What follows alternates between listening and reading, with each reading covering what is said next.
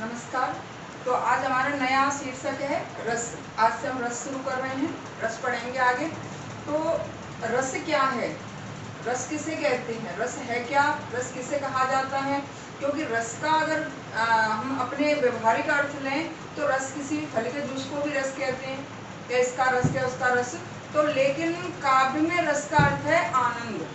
किसी भी कविता को पढ़ने से, सुनने से, नाटक को देखने से हृदय में जिस आनंद की उत्पत्ति होती है उसे रस कहा जाता है। तो रस, और ये भी पूछा गया है कि रस किसे है, तो रस कहा गया है आनंद को। इसके अलावा रस के प्रवर्तक ऋषि कौन थे, रस कब उत्पन्न हुए, किसने सबसे पहले रसों का वर्णन किया है। तो यहाँ ध्यान दें कि रस जो बने थे, रसों का वर्णन सबसे पहले हुआ है भरत मुनि के नाट्य शास्त्र में। भरत मुनि ने नाट्य शास्त्र लिखा था जिसमें 8 रसों का वर्णन किया गया था। बाद में एक रस और जोड़ा गया तो कुल रसों की संख्या 9 मानी जाती है। प्रमुख रस 9 है, लेकिन 2 फिर बाद में और जोड़े गए, वात्सल्य और भक्ति, जो कि श्रृंगार के ही भेद हैं। तो प्रमुख रसों की संख्या 9 ही मानी जाती है। पढ़ाई आपको 11 रस जाएंगे, तो वो कौन कौन से हैं आगे हम देखेंगे। तो सबसे पहले देख लेते हैं कि रस, रस क्या है। रस, रस का शाब्दिक अर्थ आनंद है। रस का अर्थ क्या है, आनंद। यानी कविता को पढ़ने से, नाटक को देखने से या सुनने से कविता को जिस आनंद की उत्पत्ति होती है उसे रस कहा जाता है। तो शाब्दिक अर्थ क्या हो गया, आनंद। तो रस का आनंद हो गया। अब इसके प्रवर्तक, इसके प्रवर्तक ऋषि भरत मुनि।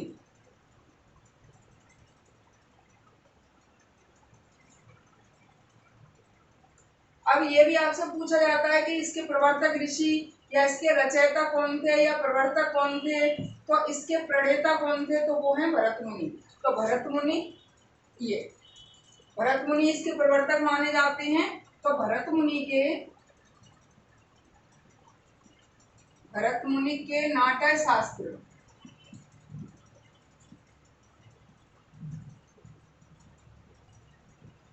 भरत मुनि के नाट्य शास्त्र, ये है नाट्य शास्त्र। भरत मुनि इसके रचयिता हैं और नाट्य शास्त्र हैं। भरत मुनि के नाट्य शास्त्र में सबसे पहले रसों का वर्णन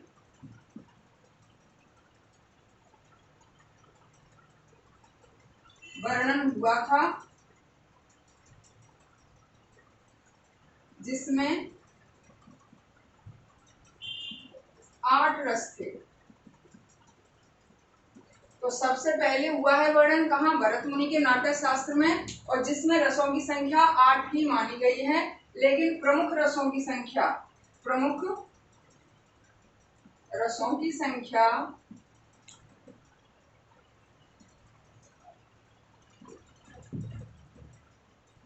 प्रमुख रसों की संख्या 9 है। तो प्रमुख रसों की संख्या कितनी मानी गई है, 9। तो ये प्रमुख रस माने गए हैं। तो प्रमुख रसों की संख्या 9 है। यहाँ भरत मुनि के नाट्य शास्त्र में सबसे पहले रसों का वर्णन हुआ है और इसके प्रवर्तक भरत मुनि है, और इसका शाब्दिक अर्थ ये है। एक क्वेश्चन और इसी में आता है जिसमें पूछा गया है कि रस को क्या कहा गया है। रस को काव्य की आत्मा, काव्य का शरीर, काव्य का आभूषण क्या कहा गया है। तो रस को काव्य की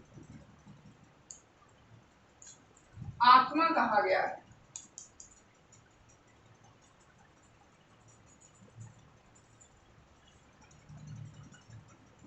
रस को कहा गया है काव्य की आत्मा। जैसे बिना आत्मा के शरीर निष्प्राण है, उसी तरह से बिना रस के काव्य भी निष्प्राण माना गया है। तो यहाँ भरत मुनि ने कहा है कि रस काव्य की आत्मा है। तो ये हो गए हमारे प्रमुख चीजें कि रस क्या है। रस का अर्थ है आनंद। इसके प्रवर्तक ऋषि भरत मुनि, और भरत मुनि के नाट्य शास्त्र में इसका वर्णन हुआ था। तब प्रमुख रसों की संख्या 9 थी इसमें नाट्य शास्त्र में, और इसमें प्रमुख रसों की संख्या मानी गई है 9। और इसको कहा जाता है आत्मा, काव्य की आत्मा। रस को कहा गया है काव्य की आत्मा।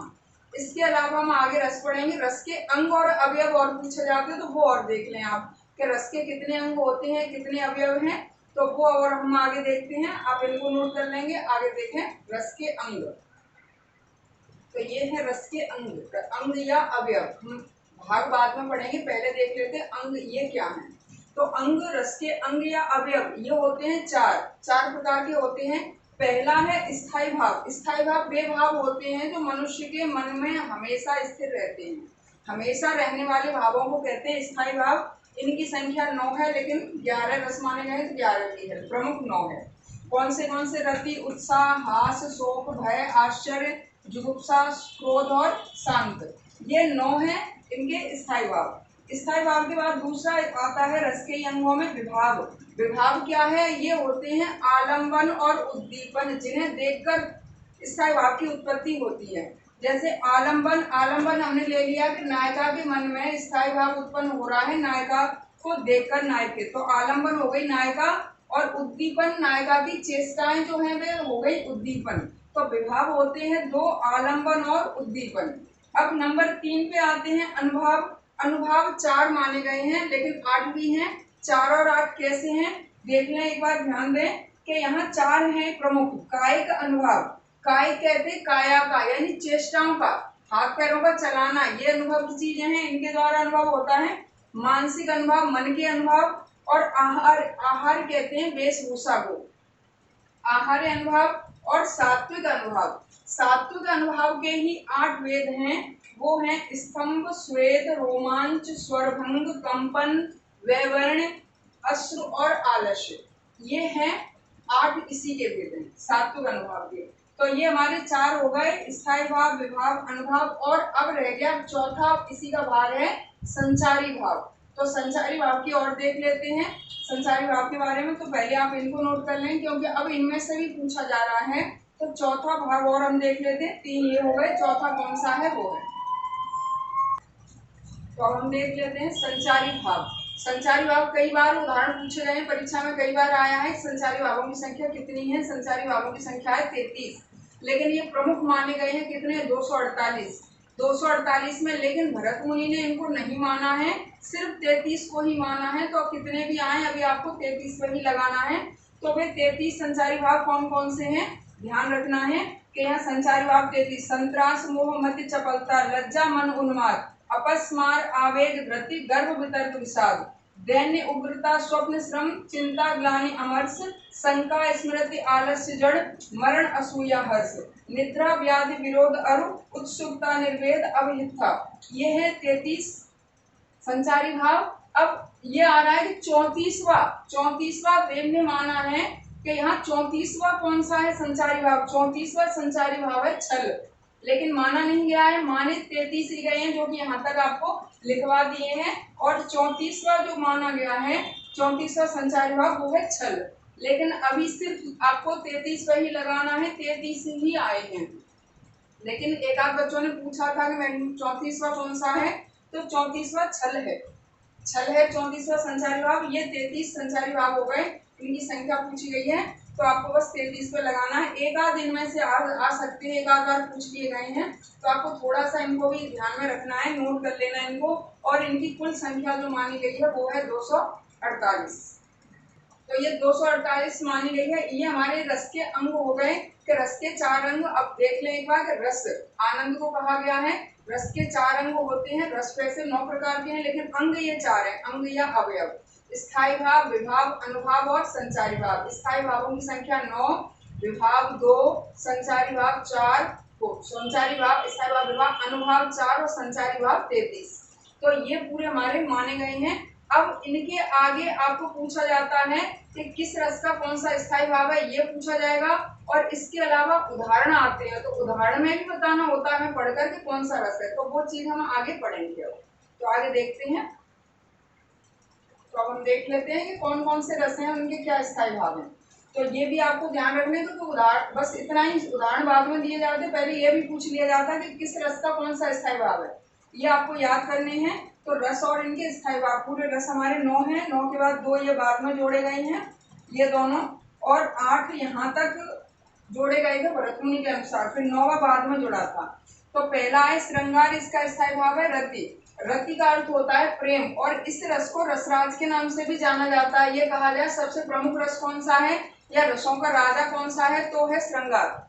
अब है दूसरा वीर। वीर का है उत्साह, करुण का शोक, हास्य का हास, रौद्र का क्रोध, भयानक का भय, अद्भुत का आश्चर्य विस्मय, बीभत्स का जुगुप्सा। जुगुप्सा का अर्थ होता है घृणा, और शांत का होता है निर्वेद वैराग्य। जब मन में वैराग्य का भाव उत्पन्न हो जाता है तब शांत रस की उत्पत्ति होती है, वैराग्य।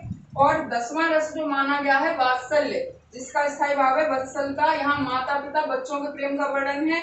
और 11वां रस है वो है भक्ति। भक्ति अनुराग या भगवान विषय के रति, भगवान के प्रति प्रेम है। तो ये दोनों श्रृंगार के ही भेद माने गए, इसलिए प्रमुख संख्या 9 ही मानी गई है। तो ये आप याद कर लेंगे। अगली वीडियो में हम देखते हैं कि कैसे कैसे उदाहरण आते हैं, उन उदाहरणों को हमें लिखना है, कैसे पहचानना है, कैसे उनमें करने हैं, किस तरह से आते हैं, वो चीजें देखेंगे। तो ये है प्रमुख, यहाँ तक हो गया। अब हम पहला श्रृंगार रस की वीडियो अगली देखेंगे। श्रृंगार है, वीर है, इनकी। तो धन्यवाद, इतना आप अच्छे से याद करेंगे। धन्यवाद।